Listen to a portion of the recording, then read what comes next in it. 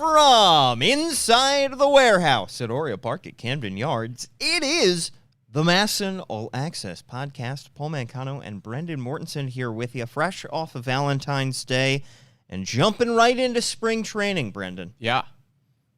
We're ready. How was your Valentine's Day? It was lovely. Good. I mean, Syracuse basketball beat a top 25 team. There you go. What else could you possibly ask for? I mean, I think if Syracuse and UNC were to meet in the ACC tournament, I think we'd have to get Orioles Director of Player Development and UNC alum Matt Blood back on the podcast, not to talk baseball, strictly to talk ACC basketball. Well, there might be some bad blood on the podcast if that happens. Some spilled blood. Oh. Yeah. Hey, look, it's a battle.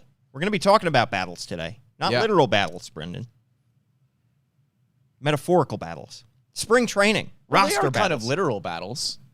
Kind of. It's not like they're grabbing a sword and shield. Yeah. And they're ready to maybe jousting would be a good way to determine a final roster spot. I think jousting is I disagree there, Brendan, because I've always thought jousting is strange because it just seems like you're on horses with these really long jousting sticks. Sure. And you're going as fast as you can at each other. How does that determine how good you are in combat?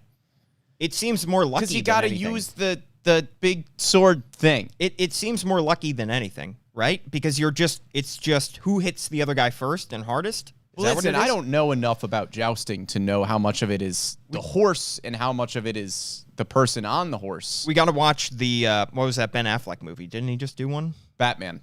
Yeah, that's the one. Yep. He did one about jousting, didn't he? Gone Girl. That's the one. Are you just going to keep naming different Ben Affleck movies? We'll see. That's going to be this podcast. Well, we are going to talk about spring training on this podcast. We're going to preview the biggest spring training battles, talk about some extra storylines that we are looking forward to seeing play out during spring training, and we're also going to look at the roster, the 40-man roster, and then some non-roster invitees to Sarasota, and we're going to try to determine at this point who's safe and who's not for making the opening day roster. But Brendan, we've kind of teased the last several weeks the spring training battles that will occur, and they're pretty straightforward.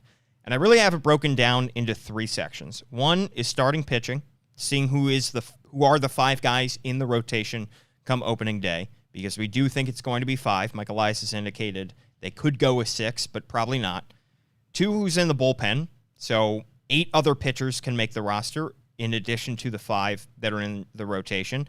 And then the battle for the final couple of roster spots. There are really only 3 or 4, maybe 2 or 3, honestly, that are going to be up for grabs, truly available for anybody to get by the end of spring training, assuming there are no major moves made and assuming nobody goes down with injury. So those are the 3 areas that I'm looking at this spring. Yeah, because when you break it down as a 26-man roster, you have the 9 position player starters who are set, pretty much 10 position players on this roster who are set when you take into account the Ramon Arias, Adam Frazier, whoever may be starting on a given day. You have 10 close to everyday starters among your position players who are absolute locks to make the roster. And then the only starting pitchers that we have pretty much confirmed are going to be in the starting rotation are Kyle Gibson and Cole Irvin, based on what Mike Elias has said, based on the assets that were given up to get them, whether that be a contract given out in free agency or via trade. And then we have 4 bullpen arms that we consider to be locks in Felix Bautista, Michael Givens, Dylan Tate, and Cionel Perez. Yeah. So that makes up a good chunk of locks. And then, as you mentioned, it's kind of just the back end of the starting rotation, who makes the bullpen, who's on the bench. Yeah, so let's start with starting pitching. And you kind of teased it there, but the biggest, most set-in-stone locks, I think it begins with Kyle Gibson. The Orioles handed him a $10 million one-year contract for a reason, and that was to be a steady presence in this rotation. He's going to make the rotation. He's not going to be a reliever. Cole Irvin, given the fact the Orioles gave up a top 20 prospect in Darryl Hernandez in order to acquire him from the Oakland A's, I think it's safe to say he's in the rotation. So that's 2 guys right there. Next up, Kyle Bradish is my third lock for the rotation. There's just no point in sending him back down. He looked good at times last year, especially near the end of the season. He flashed a lot Kyle Bradish is going to be in this rotation, I think. And then the last one that I think is actually close to a lock is Grayson Rodriguez. And it's weird to say because he hasn't made his MLB debut yet, but he was darn close to making it midseason last year before he suffered that lat strain. He came back near the end of the year and made it all the way back up to Norfolk.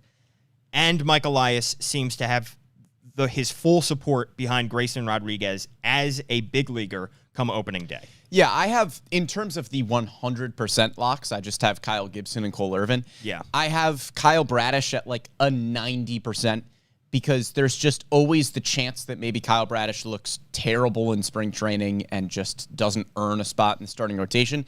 I don't think it's going to happen, but I at least gave Kyle Bradish a little bit of wiggle room. He's still a 90-95% chance to make the starting rotation in my mind. I'd say 95.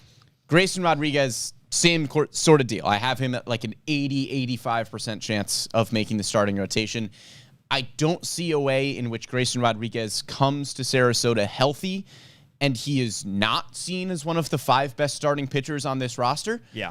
There's a chance, which is why I'm giving him an 80-85% chance of making the starting rotation. But I would be very surprised if Grayson Rodriguez is not in this starting rotation. So all 4 of those guys for me have 80% chance of making the rotation or better. And then we have the 5th spot in that rotation. There are several candidates. I think the favorite at this point, before all these guys suit up and are throwing on the backfields, and we've seen them in spring training games, just based on the information that we have at hand, Dean Kramer, to me, is the favorite for the 5th spot. 3.23 ERA in 21 games, 21 starts last year. I said on a previous pod they've never used him out of the bullpen. Forgot they did once last year, but he is a starter in their mind. They haven't really used him in the bullpen unless absolutely necessary. And he was maybe the Orioles' best starter in 2022 from beginning to end. I know John Means looked very good before he had his injury and then had to have Tommy John surgery. You saw spurts from other pitchers at times, but Dean Kramer was called up in May and didn't lose a spot in the rotation throughout the entire season. He won, I believe, when we gave out our awards at the end of the year on this podcast, I think he won Best Starter because he put together probably the best complete season of any Orioles starter last year. Yeah, he did. We saw 3.23 ERA in his age 26 season, a whip just over 12.50. The advanced numbers don't love Dean Kramer. He had an expected ERA of over 4.45, and he's not a strikeout pitcher at this point in his career. Early on, it looked like he was going to be a stuff guy with a great curveball and was going to get a good amount of strikeouts. And then last year, pretty much completely overhauled his pitching approach. Didn't see a ton of strikeouts from Dean Kramer, but the numbers were a lot better. Yeah. And it's funny when we're talking about Dean Kramer versus Kyle Bradish, because when you look at Bradish's season as a whole, I mean, you can make a case that it was worse because the ERA is a lot higher, and Bradish was only a year younger than Dean Kramer. So you could make a valid argument that Dean Kramer has a more solid case in the rotation than Bradish. However, I think Bradish flashed a little bit more. We saw some excellent stuff down the stretch, including that 10 strikeout near complete game against the Astros. But Dean Kramer did pretty much the same thing towards the end of the season as well. I give him about a 70-75% chance of making the starting rotation because I think he earned it given what we saw last year.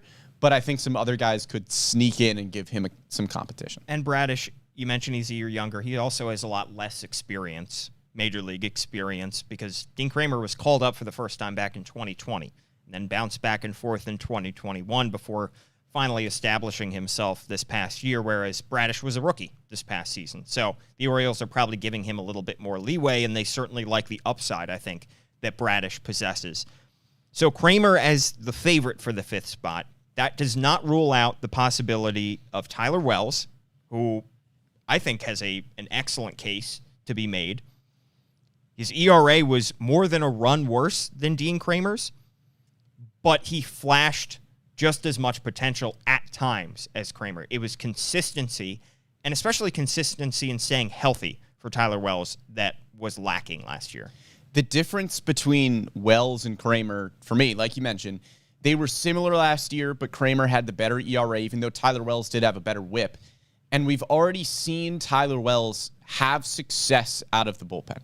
We don't really know what Dean Kramer would do for you out of the bullpen. You mentioned the one game that he didn't start last year. I think he still pitched like 5 innings in that game because it was essentially like you had an opener who pitched, I think, an inning or two. I think it might have been Brian Baker. I'd have to go back and look for sure. But Dean Kramer pitched like 5 innings in that game. We've already seen Tyler Wells be effective as a high leverage reliever on this team. And I think you'd be much more comfortable if you were looking at the number 5 spot in the rotation and you're looking for somebody to put back into your bullpen.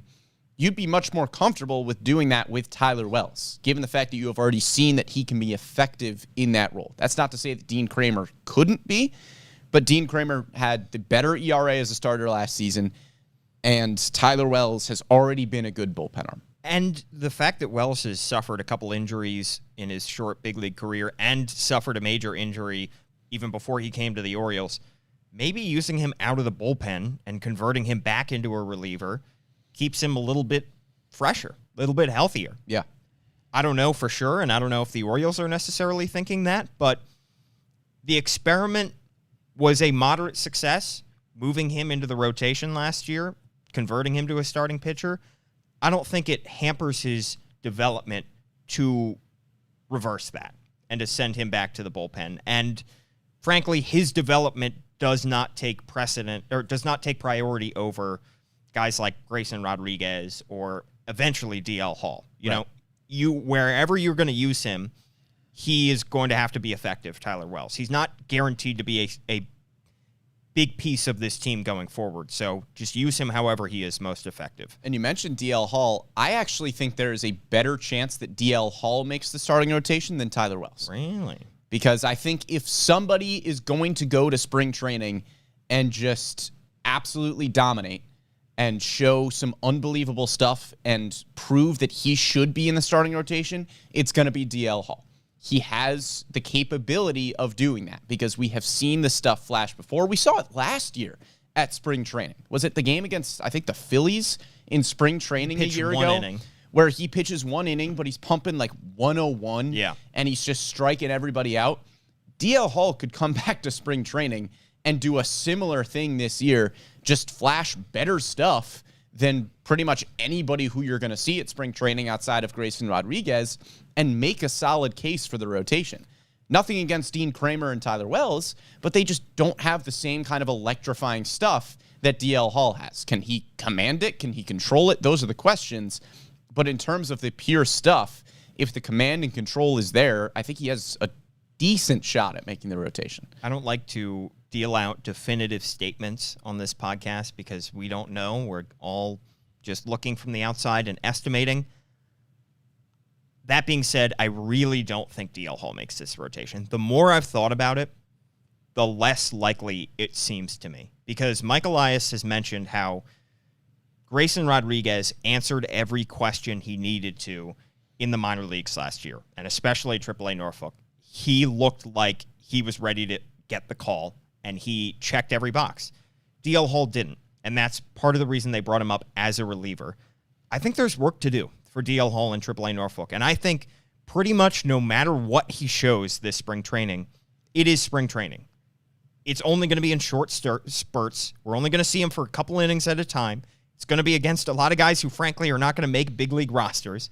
So you can't take the small sample size of spring training and say he looked really good in those 5 outings in which he threw an inning and a third each time against the Padres, although the Padres are out west, against the Mets, AAA roster, essentially. Sure. He needs to be good in AAA. He needs to show that before they call him up. I could be wrong, but the more I think about it, the less sense it makes for him to make this rotation. A 4.70 ERA in AAA Norfolk last year and an ERA over 5 last year out of the bullpen in the big leagues, to me, does not warrant him making this rotation. You still have time. He's still only 24 years old, and you have enough guys to fill out a rotation right now. You don't need him to make this rotation, and I think you could be concerned that he could make this rotation because of a hot spring and then get hit around in the big leagues, and then you're worried about, boy, what do we do with him? Do we send him back down? Do we move him to the bullpen? That's a bigger issue than starting him in Norfolk, making sure he's ready for the big leagues and calling him up. Yeah, I agree. I don't think you need to rush DL Hall at all. I still don't think he's going to make this rotation. I only gave him like a 20-25% chance of cracking the starting rotation. But I will say, just in defense of the possibility here, he was excellent down the stretch to end the season. He had those final eight or so appearances where he had an ERA just over 1 out of the bullpen. The ERA of over 5 last year, heavily impacted by the first few games that he had at the big league level, which is understandable. If you gave him a larger sample size, I think that ERA goes down even further. So you saw the flashes at the end of last year. And we have seen the Orioles make surprising roster moves, maybe not based on spring training, probably because they had more information going into the spring than we thought they did, and maybe it was just a surprise to us. But we have seen surprises based on spring training performance. I think about Keegan Aiken, who we had as an absolute lock to make the starting rotation, and then he doesn't make the team out of spring. 2 years ago, 2 years ago, starts down in AAA Norfolk, eventually works his way back up, but then never really sniffs the starting rotation again. So that was a big surprise because he was pretty much, he wasn't even in pencil. He was pretty much in pen on everybody's starting rotation 2 years ago. Has a really bad spring training, then we don't see him. So surprises can happen based on spring training performance. I'm going to ask you to play Brandon Hyde / Mike Elias here. Yeah. Let's say everybody stays healthy throughout spring and DL Hall looks electric and you want to stick him in that rotation. What do you do with Dean Kramer and Tyler Wells? Are they both in your bullpen now? Again, I probably still start DL Hall at AAA Norfolk because he has more to prove there, as you mentioned, and I think it probably makes the most sense. But it's a good problem to have. It is a very good problem to try to figure out where you have to put Tyler Wells and Dean Kramer and fit in DL Hall. Yeah. Maybe he gets called up mid-season and there's an injury, or maybe you try to flip a veteran like Kyle Gibson because you want to make room. I don't know the exact way to fit DL Hall in. All I know is that if he is electric in spring training, electric at AAA Norfolk, you've got to find a spot eventually, which is the conversation we had in a previous podcast. The one name that we frankly probably have not been giving enough pub to, Austin Voth, who had a very good season last year once he came to the Orioles. Not his first half with the Washington Nationals. Shown he can come out of the bullpen. Shown he can start games. He's going to be 31. He just got money in, I think they avoided arbitration, so he's pretty much guaranteed a roster spot. He doesn't have any options left. He was very good last year. ERA around 3.5 with the Orioles. Put in a tough situation, bouncing back and forth between the rotation and the bullpen, and people are saying in our comments, maybe Austin Voth should get more of a shot. I just don't consider him as much of a good candidate as somebody like Dean Kramer or Tyler Wells. I would prefer to put the younger, higher upside Dean Kramer, Tyler Wells in the rotation. Yeah, and not only would I prefer it from a pitcher perspective, but we already saw the Orioles last year. Once the rotation got too crowded, the first one to get the bump to the bullpen was Austin Voth, despite the fact that he was pretty good when he was starting games. He was one of the Orioles' most reliable starters for a pretty good stretch. But once people got healthy and the Orioles called some guys up, he was the first one to go into the bullpen. Well, and they never really used him too deep into games. Right. He was never really asked to pitch anything more than 5 or 6 innings. Even when he was at his best, Dean Kramer near the end of the season last year threw 9 shutout innings against the Astros in September. Could Austin Voth ever do something like that? Maybe, but I don't know if the Orioles will ever ask him to do that. No. So I think that Kramer, Wells have the edge there. All right, that's the rotation. Should we talk about the bullpen? Sure. So, absolute locks, Felix Bautista. Yep. Cionel Perez. Michael Gibbons handed a major league contract to him this offseason. Dylan Tate was great last year. Those are my absolute locks. Just 4 guys. Yep. Then I've got a group of favorites behind them. Mm-hmm. I will add 2 locks to that, assuming the starting rotation is what we have projected as Kyle Gibson, Cole Irvin, Grayson Rodriguez, Kyle Bradish, Dean Kramer. In any order. In whatever order. Then Austin Voth and Tyler Wells, I think, are pretty much locks to make the bullpen, as is Brian Baker for me. They're all 90%ers. I would say if our plans go the way the Orioles' plans go, Yes, with the exception of Baker. I'm not 100% sure Baker is going to make the team. I think he is in the 90% range, maybe 85 to 90% range, but I don't think he's as much a lock. I know he looked really good down the stretch last year, 3.49 ERA. I just want to see if that's sustainable, because that was really his first big league season other than one singular appearance with the Blue Jays the year before. Yeah, and as you mentioned, he kind of got better as the season went along. He had just over 16 innings in September, had an ERA of 1.10 in a lot of very important games down the stretch for the Orioles. So I don't think he is an absolute lock. He's not in the tier of the four guys that you mentioned, but he is in the Austin Voth, Tyler Wells tier for me of a 90% chance of making this team. Would be shocked if he didn't. So that only leaves a couple spots. If all these guys are healthy and make the roster, Leaves one spot. leaves really one spot. Yeah. If all those guys make it, Yeah. who would you give that spot to, Brandon? I have about a 50-60% chance that it's Keegan Aiken. Because as of right now, given the information that we have now learned about DL Hall, that he is going to be a starter, if DL Hall does not crack the starting rotation at the big league level, you would be left with only one lefty in the bullpen in CNL Perez if Keegan Aiken doesn't make this team. Now, you could say that maybe it's Nick Vespi instead of Keegan Aiken, so that fills that left-handed role as well. But Keegan Aiken is kind of the left-handed innings eater that Brandon Hyde used pretty effectively last year, and Keegan Aiken put up good numbers. I mean, he had a 3.20 ERA, a whip below 1,100. The expected ERA was pretty good, too, at 3.62. So maybe we're not giving enough credit to Keegan Aiken for what he did last season. He filled a very specific role. It wasn't very high leverage, but we could see him as a lefty piggyback option if the Orioles want to limit innings for Grayson Rodriguez or wherever it might be. I think he is still a good option to have in the bullpen. But even if he does make the team, I would give him a pretty short leash if Nick Vespi is dominating AAA again and deserves a spot in the bullpen. One of the more underrated positive storylines last year was Keegan Aiken's massive leap that he made once he was given a full-time spot in that bullpen. We're talking about a guy that before that had an ERA over 5 in his career and was essentially a failed starter, and he really made a massive leap out of the bullpen. I would agree with you, Brendan. I would give that spot at this point to Keegan Aiken. Now, something could happen that happened in 2021, which was Keegan Aiken allowing 10 earned runs in 10 innings in spring, and the Orioles saying, we really can't just keep this guy at the big league level. That could happen again. Could happen to Keegan Aiken. Could happen to somebody else. Could happen to Brian Baker.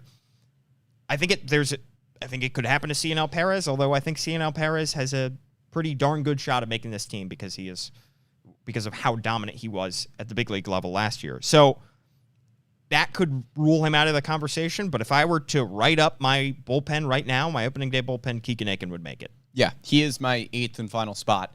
The tier below him are guys that I would give like a 20 to 30% chance of making the team. Nick Vespi probably being at the higher end of that 20 to 30% chance of making the roster. He was unbelievable at AAA Norfolk last year, literally did not give up a run. So he has absolutely nothing to prove there. Just wasn't excellent at the big league level, but it was his first exposure to big league hitters.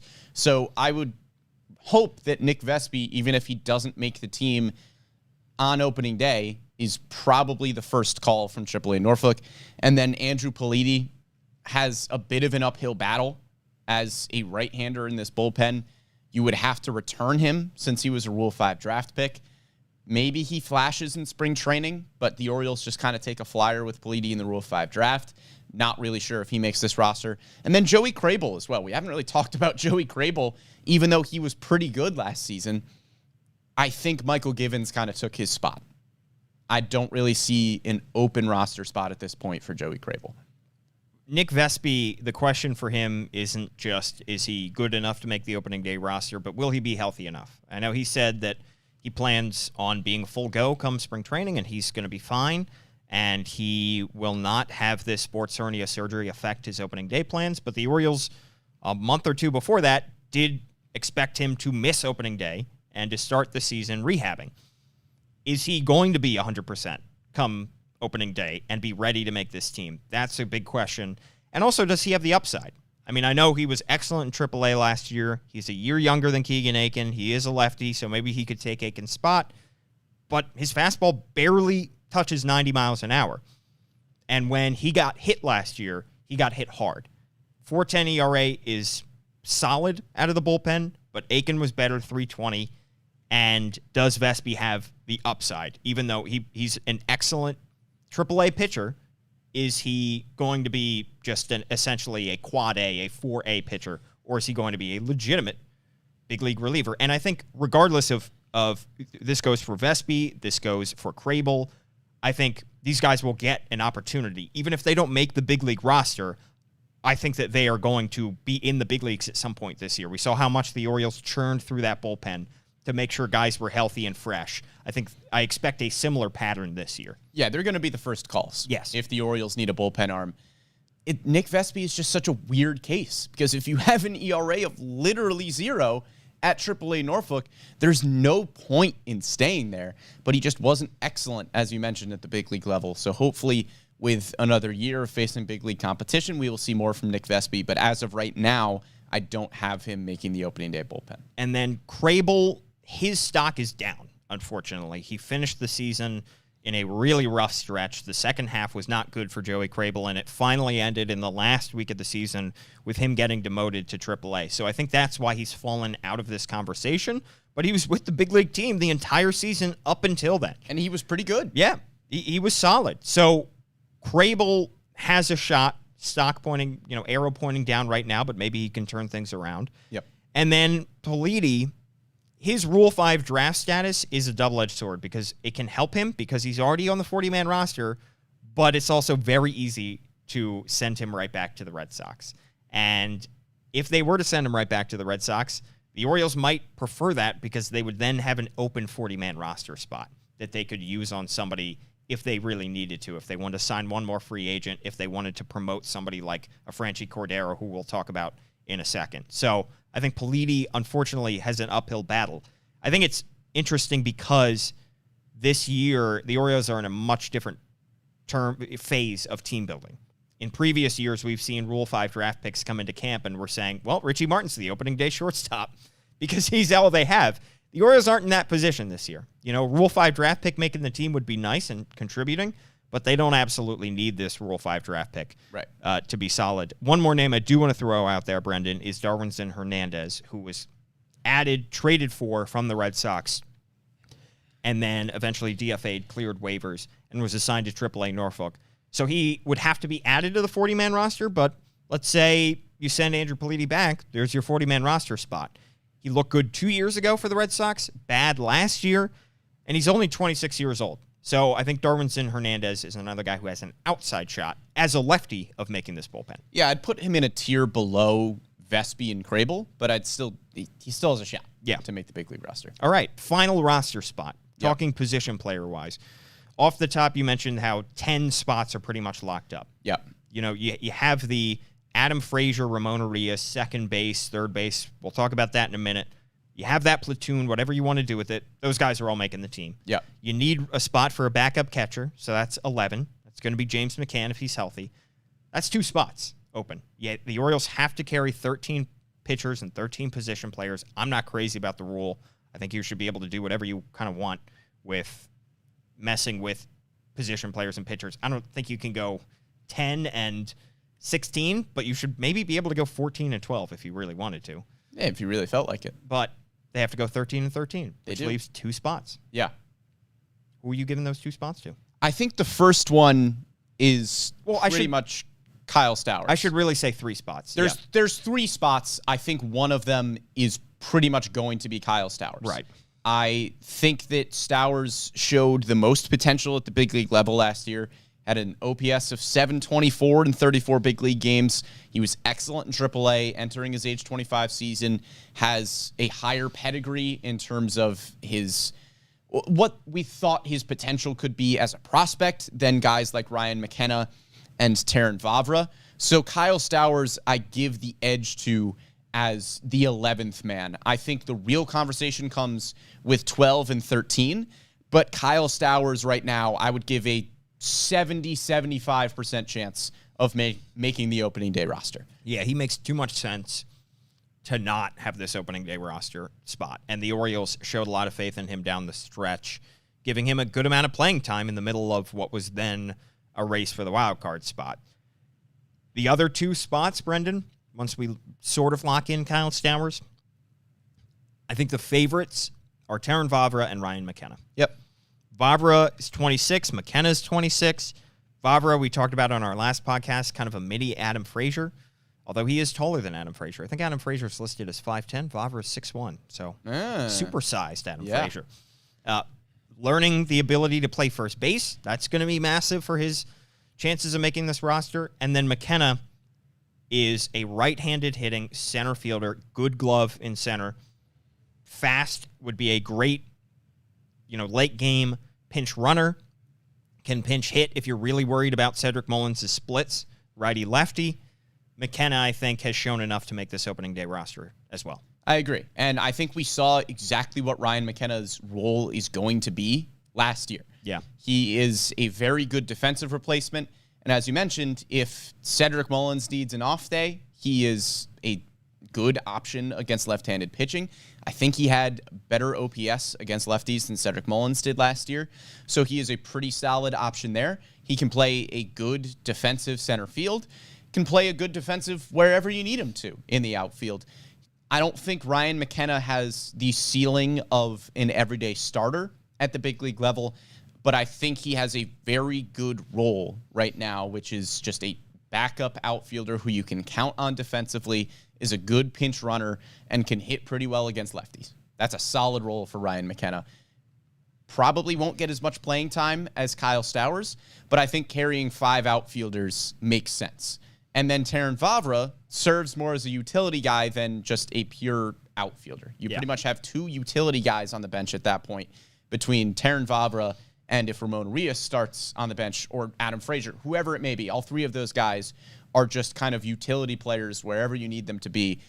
Terrin Vavra provides a lot of value at the big league level. He's not going to hit a ton of home runs, but he's going to get on base a ton.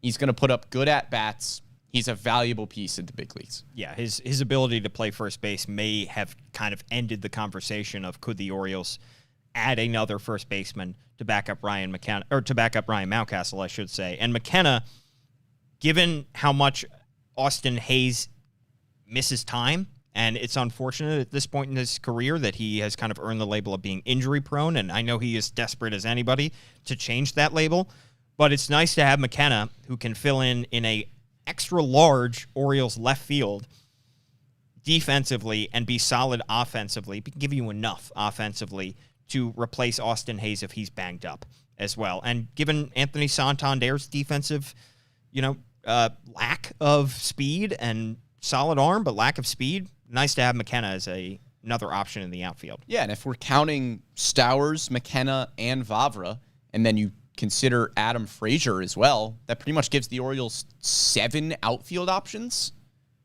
A lot of them can play multiple positions. With Colton Cowser on his way. Outfield is going to be deep. Maybe Connor Norby on the way as well. He can play a corner outfield. I know they banned the shift, so you can't go with 4 outfielders, but it would be fun. It would be. Right? Isn't that part of the rules that you cannot go with 4 outfielders as well this year? Yeah. Which we saw some teams deploy at times against Adley Rutschman, going with the 4th outfielder. I think we'll still see some funky stuff, and I think that's a conversation for another podcast as we get closer to the season, but I think you could see guys still being pretty much as close to the line as possible with their toes on the dirt. Yeah. You know what I wanted to see last year, Brendan? If we had 4 outfielders? 7-man outfield. I wanted to see a 1-2-3 left field, center field, right field, and then just somebody playing at the wall in left field. Just because it's such a massive left field. Yeah. You have just like a short shallow left fielder, deep left fielder. Yeah. Could have seen it. Look, in softball last year, you and I had to play a 2-man outfield. We did. We were. You know what? Why don't the Orioles do a 2-man outfield? Honestly, we have shown that we could do it. No, we allowed too many triples and inside the park home runs. We did. A ball was hit to, right field, and we were sprinting for days. Yeah, all right, other guys who might be considered for a final roster spot, and this is probably more in case of an emergency because none of these guys are on the 40-man roster at this point. Lewin Diaz, Franchi Cordero, Ryan O'Hearn, Josh Lester. All 4 were added on minor league deals this year. Nomar Mazara I'd put in that category as well. Sure. More an outfielder for Mazara, which makes his case a little bit tougher. But the other guys are more first basemen. Right. Lewin Diaz, very good defensive first baseman. The fact that the Orioles came out of the offseason with Lewin Diaz after all of the transactions involving that guy, he's going to get a lot of questions, I think, at his locker in Sarasota on the first day about what his offseason was like. I like his upside. He's still very young. He's 25, 26. And the ability to, the major league experience, it's just going to have to take an injury to somebody above him for him to get a final spot. And same with Cordero, O'Hearn, and Lester. Yeah, with all of these guys, it's less of a conversation of do they make sense on a big league roster and more of a conversation of would you rather have Ryan O'Hearn or Ryan McKenna? Or would you rather have Lewin Diaz or Terrin Vavra? I'm going to go with McKenna and Vavra over all of those guys. Yeah, and it will be nice to have some minor league depth there as well in case somebody goes down for an extended amount of time. Knock on wood, hopefully Ryan Mountcastle doesn't, but if you need somebody to fill in long-term at first base, you will have somebody, right? In theory. All right, other than that, a couple other names I do want to throw out there, the young guys. Yep. Jordan Westberg, Joey Ortiz, Connor Norby. Colton Cowser, sure. All 4 guys finished the season in AAA Norfolk. And Mike Elias said on the Hot Stove Show last couple Fridays ago, 9 p.m. on MASN, that he didn't see their paths being blocked to the big leagues.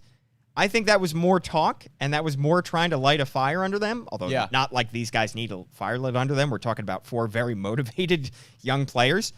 But he was essentially saying he could see them making an impact on this big league team this season, and maybe as early as the spring. I think it would take a major injury to a regular big leaguer for us to see one of those 4 guys. But we saw it to an extent last year, so I understand what Mike Elias is saying. Towards the end of last year, Terrin Vavra and Kyle Stowers just looked like 2 of the better lineup options, so they just got playing time. Yeah. So you can say, yeah, there are guys like Adam Frazier or whoever it may be at the big league level who are currently blocking some guys like Jordan Westberg and Joey Ortiz. But if Westberg and Ortiz make the big league roster a few months into the season and just outperform guys like Adam Frazier or Jorge Mateo or whoever it may be, we've talked about the same thing with Colton Cowser and Austin Hayes. If those guys just prove to be better options at the big league level, then nobody's blocking them. They'll just get more playing time because they are better options at that point. We saw it happen last year as well. Yeah, I think those guys are hoping that they will get any kind of opportunity, and it's a question of how long will that opportunity last. Last year, we saw Kyle Stowers come up very briefly when the Orioles needed a replacement in Toronto, and he had a 3-game stretch to get his feet wet. Maybe something like that will happen with one of these guys. Yeah. I think the only one who's not on the 40-man roster is, I think, are all of those guys on the 40-man roster at this point? Cowser and Norby are not. But Ortiz and Westberg are. Because Ortiz and Westberg had to be protected. Right. So they are on the 40-man roster. So that gives them probably a leg up. But look, if Cowser and Norby are putting up unbelievable stats at Norfolk, you'll make room for them. And I don't think any of those guys are going to get the Adley Rutschman treatment at the big league level, which is they come up, or the Gunnar Henderson treatment, where they come up and they get an everyday spot off the jump. Maybe Colton Cowser, but I would be surprised. They're going to have to earn it at the big league level. Absolutely. All right, let's talk about who is going to make this team, Brendan. Yeah. We kind of laid out the case. Now it's just a matter of putting the puzzle pieces together. The absolute locks, the tier 1, I have this broken down into several tiers. The first and most definitive of those is the marker tier. Yeah. Put them in marker. I think, and again, injuries will change this, but barring injuries, these guys are making the team. Yeah, I have 16 guys in that tier, Paul. I didn't even count how many guys are in that tier, but... Well, I have 16. I'm just going to rattle them off quick. Sure. Let me know if you have any disagreements here. Oh, boy. Kyle Gibson, Cole Irvin, Felix Bautista, Dylan Tate, CNL Perez, Michael Givens, Adley Rutschman, James McCann, Ryan Mountcastle, Adam Frazier, Jorge Mateo, Gunnar Henderson, Ramon Arias, Austin Hayes, Cedric Mullins, Anthony Santander. Yeah. That is my 16 tier 1.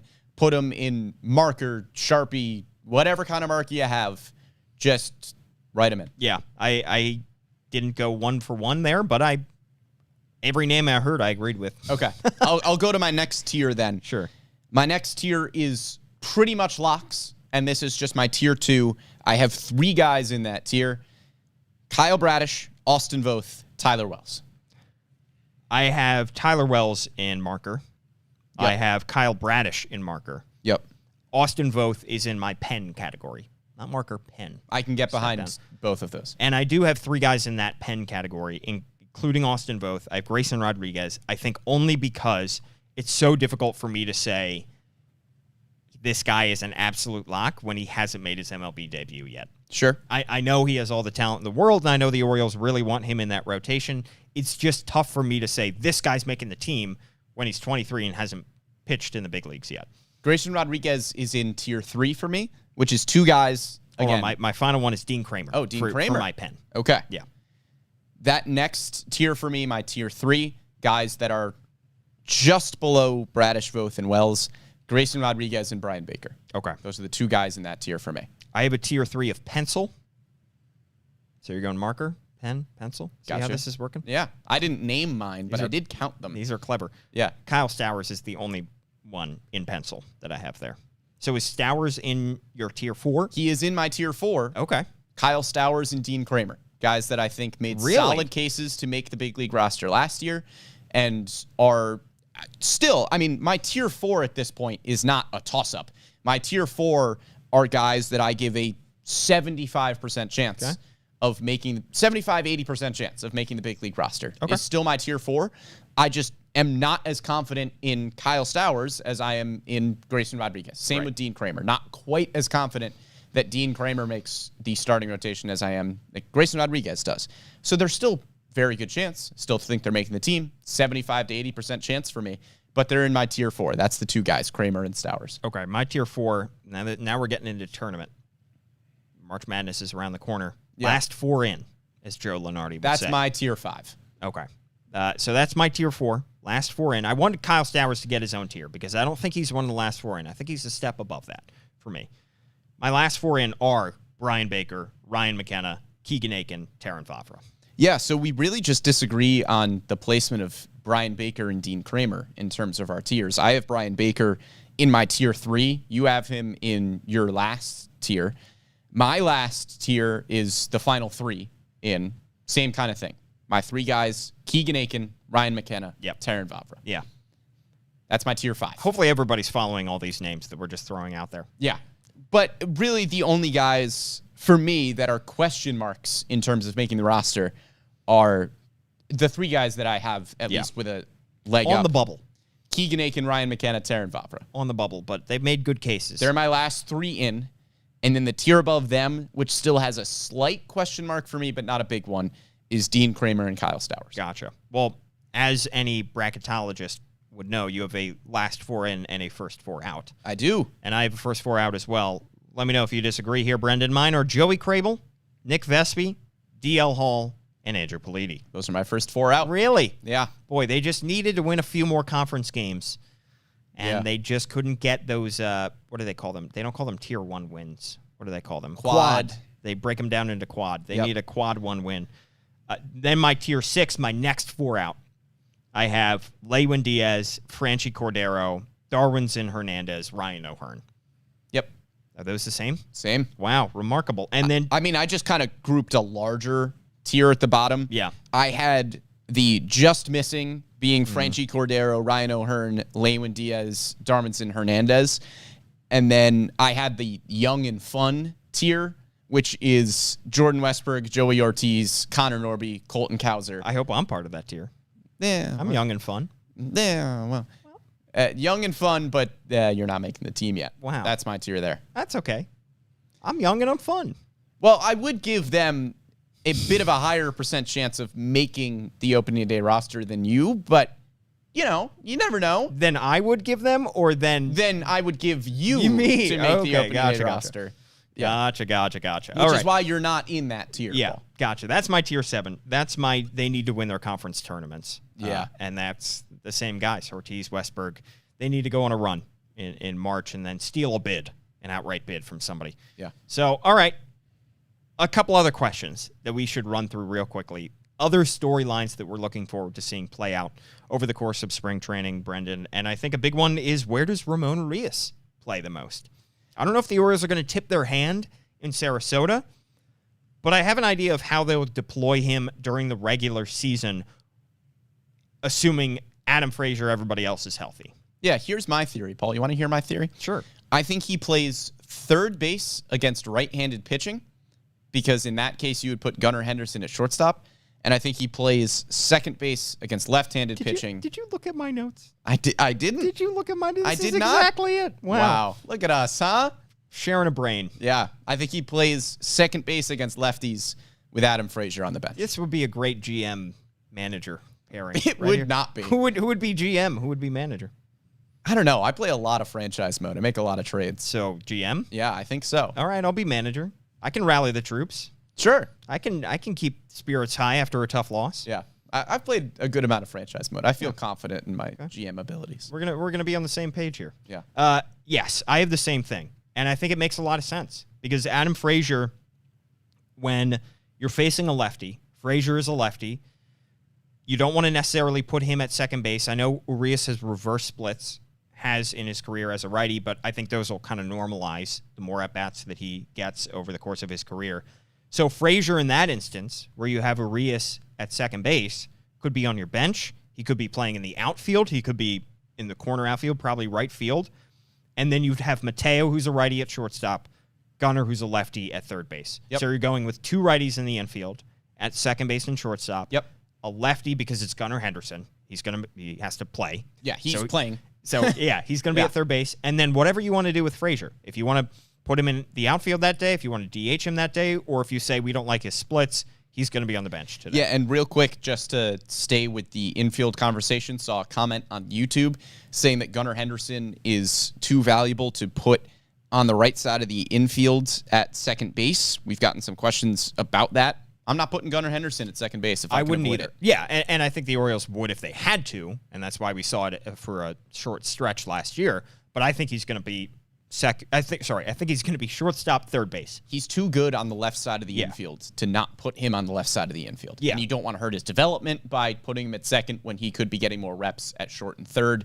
I think Gunnar Henderson stays on the left side of the infield. Yeah, so who would get the boot against righties would be Mateo. Yes. Mateo was on the bench in that instance against righties, which means Adam Frazier, a lefty, would be at second base. Gunnar Henderson would be your shortstop. From everything that we've seen and heard, he's good enough to do that. And your reverse splits third baseman would be Ramon Urias. And a Gold Glover at third base. Right. His better probably position at this point, although I think he could play a very solid second base as well. Yep. So I think that the Orioles have a nice tandem there. And they can mix and match with it however they want. And I'm not afraid of taking Mateo's bat out of the lineup. And I don't think it'll be too far a step down defensively. Maybe there will be a slight one because Gunnar Henderson's still very young. He's still going to be essentially a rookie next year.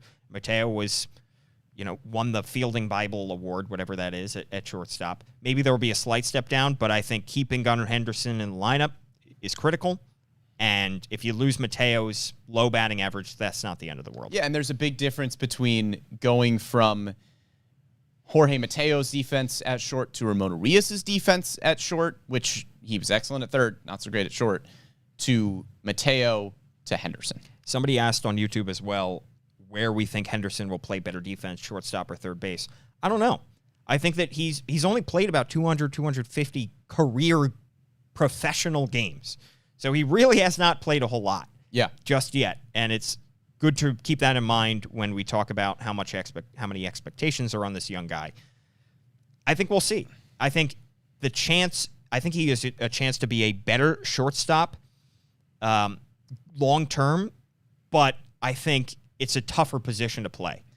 Well, to answer that question literally, I think he is a better defensive third baseman than a shortstop because we've just seen historically that if you are a pretty good defensive shortstop, you're usually a very good defensive third baseman. Yeah, shortstop's just harder to play. So if you're answering literally, then he is a better defensive third baseman, more than likely. But it's entirely possible that he gives you more value at shortstop by playing a good defensive shortstop there. Another commenter mentioning Manny Machado as well. How Machado came up as a shortstop. J.J. Hardy was already at short. They moved him to third. Machado was a Gold Glover at third. If you're good at short, you're probably great at third. Yeah, I think we'll see. I think we'll see exactly how he develops. He's still quite young. Another question this spring that I want to see play out. How do the prospects look? How do Joey Ortiz, Connor Norby, Colton Cowser look? Whether they have a real opportunity to make this team or not, I just want to see them play, and I want to see how good they are against competition that's not 100% big league, but a mix between AAA and big league. How are they? Do they look like they can handle themselves? Yeah, gives you a pretty good sense of how close they might be to the big league level. Again, I don't think any of those guys make the opening day roster, but maybe some of them ball out in spring training and could be pretty close. And it's going to be exciting, frankly, to see Grayson Rodriguez in spring training action again as he gets ready for the regular season. Just seeing him pitch against higher level competition is exciting. Yeah. Will Andrew Politi make this team, the Rule 5 draft pick?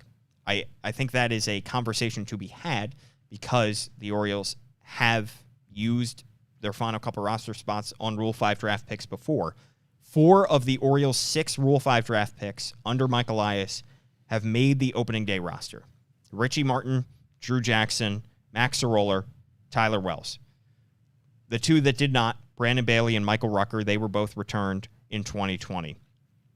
But of those 4 that made the opening day roster, only 2 of the 6 made it through their rookie seasons.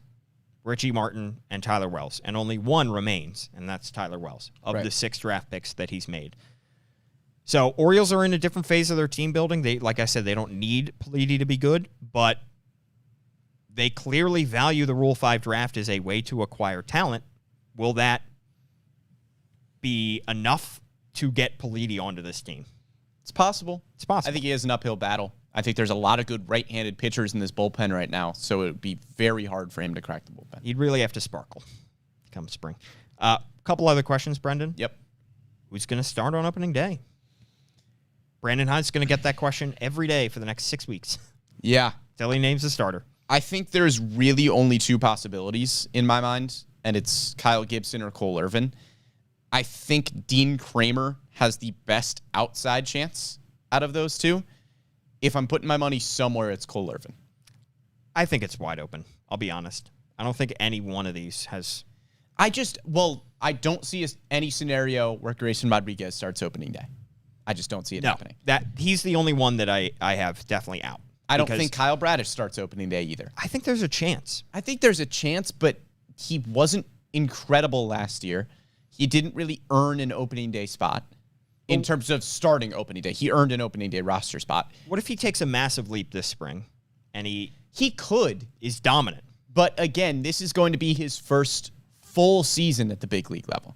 So I would be very surprised if somebody who doesn't have a full year in the majors gets a start on opening day. He pitched pretty much most of last year at the big league level. Didn't take him too long to get the call up. But I would just be surprised. You could also, though, say, I would be surprised if somebody who had an ERA over 5 last year would be the Orioles opening day starter, and that's Kyle Gibson. Which is why I go Cole Irvin. If I'm ranking them right now, I go Irvin, Gibson, Kramer, Bradish, G-Rod. The problem with Irvin is how bad he was on the road last year.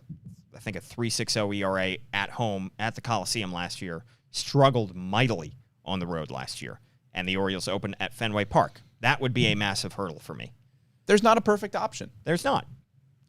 But I think it probably goes to one of the 2 veterans.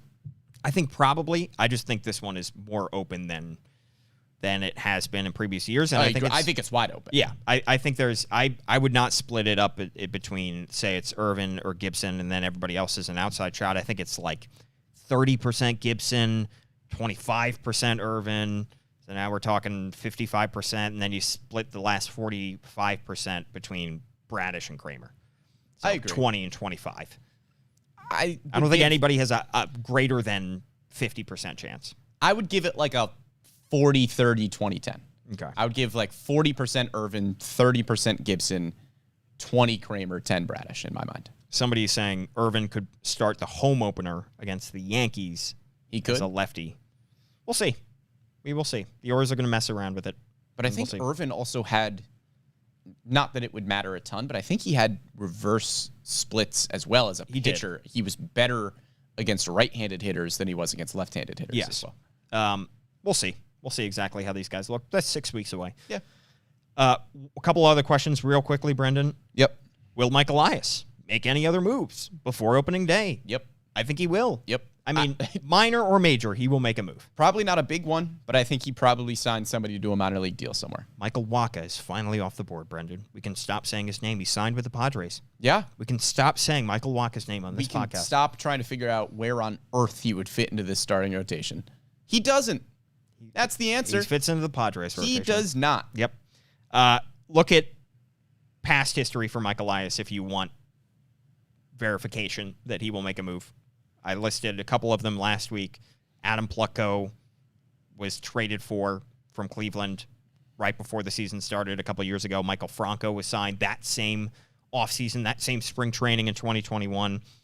The Tanner Scott Cole Sulser trade to the Marlins a year ago, shortly before opening day. I think it was in the last week before opening day. And I would say, I know we said no big moves. I would say don't necessarily rule out a trade involving Anthony Santander or Jorge Mateo. Yeah. Or maybe even Ramon Urias. I think Jorge Mateo is the most likely. How these prospects look might influence Mike Elias a little bit. Yeah. If one of these sparkles, I'm going to use sparkle a lot, Brendan. Sparkle. If a Joey Ortiz or a Jordan Westbrook sparkles, you never know. Yeah. I wouldn't be surprised if Jorge Mateo is in similar conversations to what we just saw with Adalberto Mondesi, getting traded to the Boston Red Sox, a team that had an injury, needed a shortstop. Jorge Mateo is a more reliable option than Mondesi is. Yeah. So Jorge Mateo could be in some of those discussions. And as rosters become more set around baseball, that means guys are going to be on the outs that the Orioles might be higher on, i.e. like an Adam Plutko, that the Orioles say, let's go trade cash considerations to get this guy. Yep. Because he's clearly going to get cut. My final question for spring training, John Means and Seth Johnson. This is a question that you asked me last week. Probably going to head to the 60-day injured list. Yep. At some point. I don't know exactly when the Orioles have to make that decision. Yeah, they're both recovering from Tommy John. Yeah. They're not going to be pitching for a while. So once you add them to the 60-day injured list, that would open up 2 spots in the 40-man. The Orioles are going to take advantage of that and try to add a couple guys.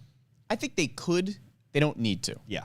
You don't need to protect any guys during the season. That protection window of adding guys to the 40-man roster already happened before the Rule 5 draft. But it gives you some more flexibility. If you want to claim somebody on waivers and not worry about having to pass them back through waivers, if you're trying to get them to the minor league system, you could just keep them on your 40-man roster. Gives you some flexibility if you want to add Colton Cowser, Connor Norby to the 40-man roster at some point as well. I think it just gives you some flexibility. Absolutely. Those are all my questions. Do you have any other questions, Brendan, for Sarasota? What's the weather like? What's the weather like? What do the trees look like? They're beautiful. Those are my questions. They're palms. They sway in the wind. When are we going to get the first video of the glove popping? Right there. It's the best video of the spring. It really is. Gets 1 million views. Yeah. Why are there Wawas in Florida? That's my question. Why aren't there more Wawas in Florida? I'm not complaining. That's a better question. I love Wawas. Wawas are terrific. Why aren't there more Wawas here? Why isn't there a Wawa in my house? I want a hoagie maker. Why aren't we hosting from Wawa? These are the questions that I'm posing. We're offering a sponsor right there. How many people turned off this podcast once we started talking about Wawa? Started saying Wawa. It's also a fun word to say. It is. That just about does it for the MASN All Access Podcast, which you can watch live every Wednesday at 11 a.m. on Facebook and on YouTube. You can listen to it after the fact on any of your favorite podcast platforms, including Spotify and SoundCloud, Apple Podcast. Please give us 5 stars. We really appreciate it. Write us a review if you are so kind. At Brendan Morty is his Twitter handle. I am at Paul Mancano. Thanks so much to Amy Jennings for producing this podcast, and we will catch you next time.